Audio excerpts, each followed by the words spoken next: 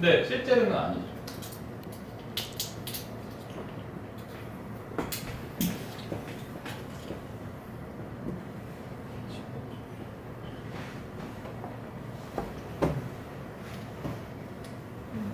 이건데 이거의 가정은 그러니까 각 기업의 영업 외 손익의 비중이 똑같다라는 거를 넣은 식인데 실제는 아니고 정확히 하려면 개별 기업에 있은 다음 그러니까 개별 모기업에다가 자회사 곱하기 지분율을 하면 정확히 숫자는 뽑아낼 수 있어요. 그러니까 이걸 개별로 잡으면 자회사 지분율 영업이익에다 곱해가지고 네, 그만큼 더 네, 그만큼만. 이게 정확한 수치인데 모든 기업을 다 뽑기는 어렵죠. 어려운 개념이에요. 그게 지금 그것만 설명을 했지만 여기도 사실 있어요. 지배주주 자본이 있거든요. 아까 여기 똑같은 개념으로 발생한 거예요. 지배주주 자본이라는 개념도 어떻게 발생한지 알겠죠? 그럼 이게 되게 애매해져요. 왜냐하면 여러 가지 지표가 있는데 자본이익률이라는 게 있단 말이에요. 보통 영업이익률이랑 이제 차이에 대해서 말씀을 드리면 영업이익은 1,000원어치 물건을 팔았는데 나한테 얼마나 남았냐라는 지표고 자본이익률은 내가 1,000원을 투자했는데 얼마가 들어오느냐의 지표예요. 이게 투자로서는 엄청 훨씬 더 중요한 지표고요. 실제로 더 우리가 더 중요시 여겨야 되는 지표가 ROE라고 하는데 문제는 저는 그냥 편의를 지금 용어를 좀 정확하면 이제 이거 OP라고도 하는데 저는 OI라고 할 거고 영업이익을 순이익을 NI라고 해요. Net Income, Operating Income 알겠죠? 그리고 이걸 SOI라고 하면 쉐어홀더가 들어가는 지배주주라는 걸 SOI라고 할 겁니다. 그리고 얘를 SNI라고 할 거고요. 이 용어 이제 다 받아들이셨죠? 근데 이 자본이익률이라는 게 그럼 이제 원래 EDA라고 그랬죠? 그러면 이제 D, E, SE가 있고 E가 있어요. 그쵸? 그럼 이 자본이익률 뭐예요? 이게 원래는 E 나누기 OI였어요. 근데 지금 이제 실제로 하려면 SE 나누기 SOI로 해야 맞는 거예요. 무슨 말인지 이해되죠? 근데 이게 되게 어렵거든요. 그래서 막 사람들이 막 2에 SOI를 하든지 아니면 막 SE에 OI를 하든지 이런 막 별짓을 다 하게 되는데 이거 자체가 어떤 지표를 써야 되는지 되게 희미해진 상태인데 뭐 결론부터 말하면 저는 당연히 이거를 쓰는데 그러니까 이거 자체가 그러니까 그런 거예요. 그러니까 결국에 봐봐요. 아빠의 투자 수익률 그러니까 아빠의 ROE가 10%였어요. 근데 아까 제 ROE가 뭐 예를 들면 20%였단 말이에요. 근데 이 수치가 그냥 애초에 투입된 금액 자체가 똑같다면 그것도 엄청난 가정이지만 원래 이제 합친 기업은 15%잖아요. 근데 이게 지배주주 순이익에 따라서 가중평균으로 되잖아요. 이해되죠? 그러면 이 10%랑 20% 중에 이제 가중평균을 하면 이제 이 지분율로 9대1로 쪼개진단 말이에요. 그쵸? 그럼 아빠가 나를 90% 갖고 있으면 우리 회사의 이익률은 19%가 되는 거고 아까 얘기했던 대로 아빠가 나를 10% 갖고 있으면 이건 11%가 되는 거죠. 이익률이. 그러니까 근데 이걸 15%라고 하는 수치는 존재하지 않는 수치예요. 실제로는 발생한 적이 없어요. 실제는. 근데 이제 이걸 어떤 식으로 받아들일 거냐는 건데 그렇습니다. 그래서 그냥 개별 기업을 따로 보고 자기업을 따로 볼 수 있어요. 그러니까 그러니까 모기업의 개별 재무제표를 보고 자기업의 개별 재무제표를 봐서 합치는 방식이 사실 더 정확할 수 있는데 아까 얘기했던 대로 매출 같은 거가 오히려 안 합쳐진다는.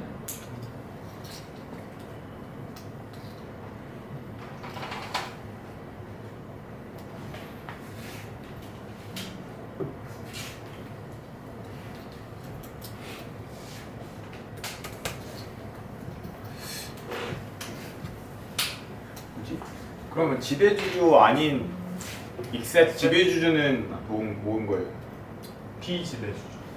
비지배주주. 이게 최역주예요, 최역주. 그러니까 아빠가 나를 10% 소유하고 있다고요. 네. 그럼 내가 100만 원 벌면 여기서 아빠 돈이 10만 원이잖아요. 네. 내 돈이 90만 원. 아빠가 지배주주인 거예요. 아, 여기서 당연히 그러니까 모자라고 했으니까요. 아빠가 지배주주. 아니 그 그러니까 지배주주라는 누구 말씀은- 관점에서 볼 거냐에 따라 달라지는 거예요. 네. 아니 그게 뭐 지배주주가 지금 이 예를 들어서 제가 10%밖에 안 줘서 그런데 이제 보통 70% 30%라고 해요. 여전히 아빠가. 그 지배주주라는 게 지배적인 주주라는 거예요. 전체 주주 중에 네, 그러니까 지배를 하고 있는 주주. 그러니까 이게 만약에 저를 7대 3으로 하면 아빠 돈이 70만 원이고 내 돈이 30만 원인데 이 돈만 그러니까 이 100만 원을 사람들이 나눠 갔는데 아빠가 70만 원을 가져갈 아빠가 나를 70% 갖고 있으면 이 100만 원을 갔을 때 아빠가 70만 원을 가져가서 아빠 회사에 포함시킨다는 거예요. 근데 30만 원은 내 회사에 당연히 그러니까 이 나머지 주주들한테 귀속돼야 되는 돈이에요. 30만 원. 네. 그럼 연결이 여러 군데 있으면 다 쫓아와요. 네. 밑에서. 다. 그리고 이게 보통 이제 그러니까 여러 가지 기준이 있어요. 지분율이 50% 이상이거나 뭐 실질적 지배율이 인정되는 경우, 약간 이러면 쫓아오는데 안 쫓아오는 경우가 있거든요.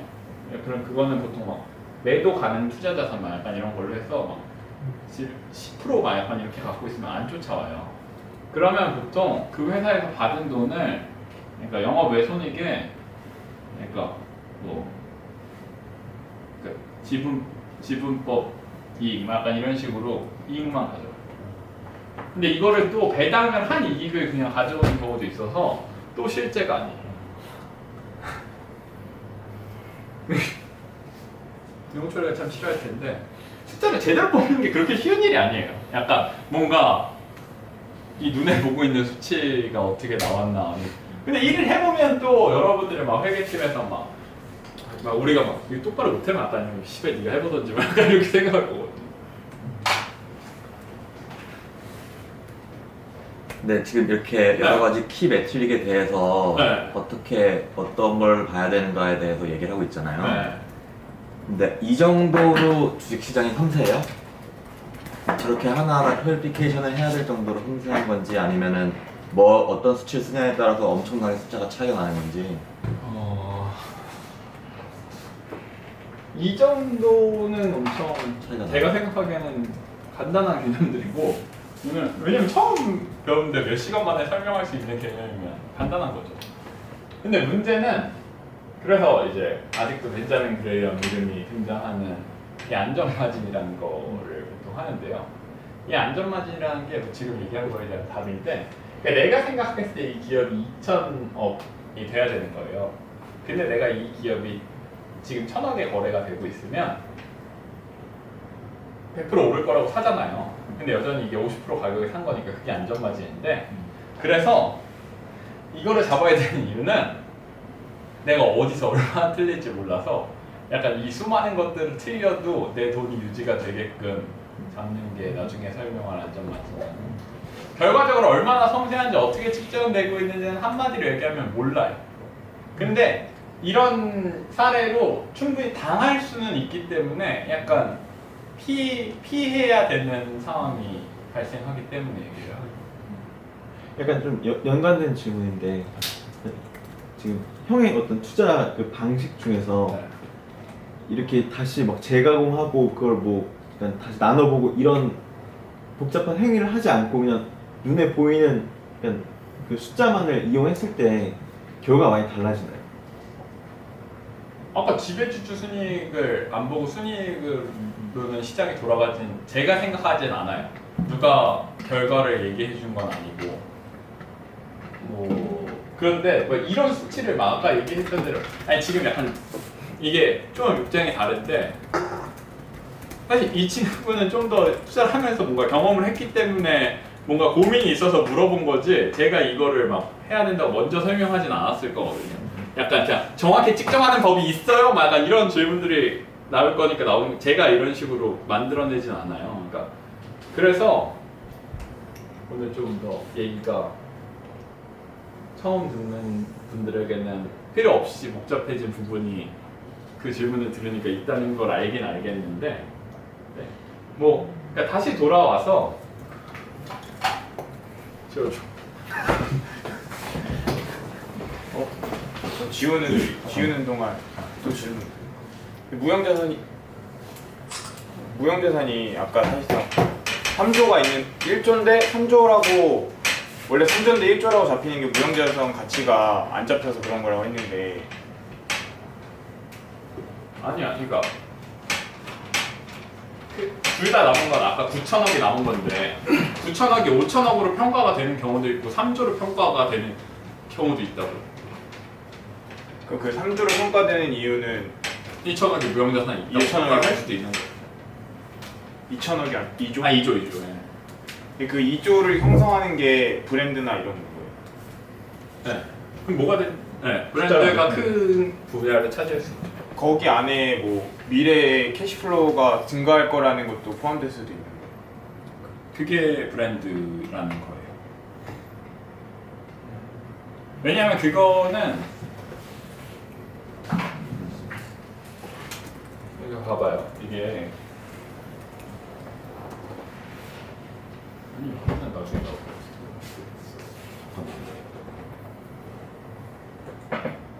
여전히 이게 막 제가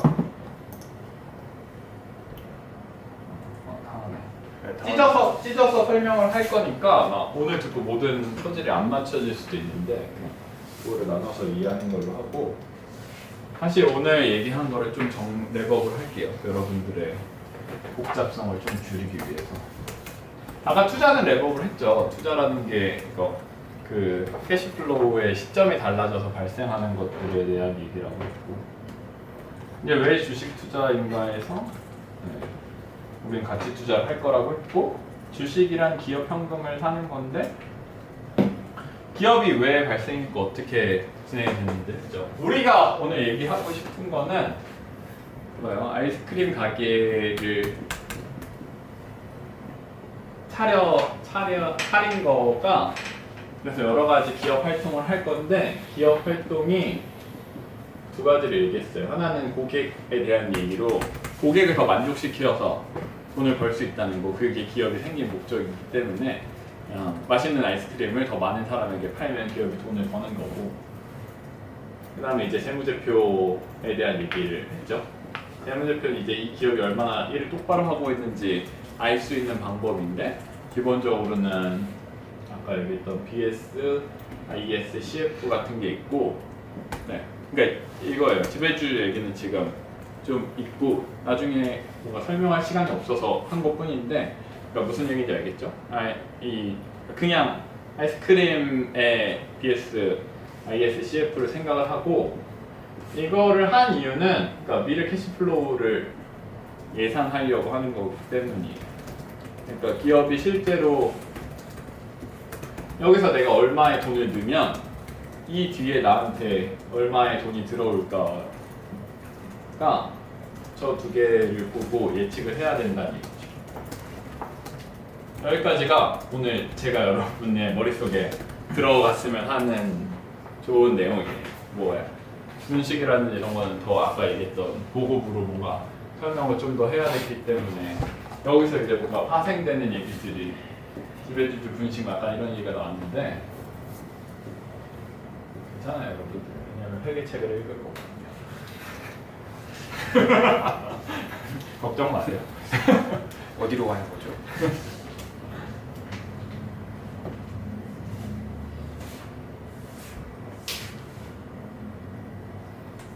나 이해돼요? 그러면 그 아까 또 질문해야 돼요. 이게 20%씩 나고 마지막에 투자 언금이 나와야지만 연 20%가 나오는 거잖아요. 근데 그럼 그게 마지막에 팔고 나오는 거는 네. 그 미래 기준이 되는 미래의 캐시플로우들이 네. 앞으로 떨어질 거라고 생각이 되니까 거기서 털고 나오는 거예요. 그거는 대답을 안 하는 게 낫겠어요. 그냥 나중에 다시 나. 질문은 적어놓으세요.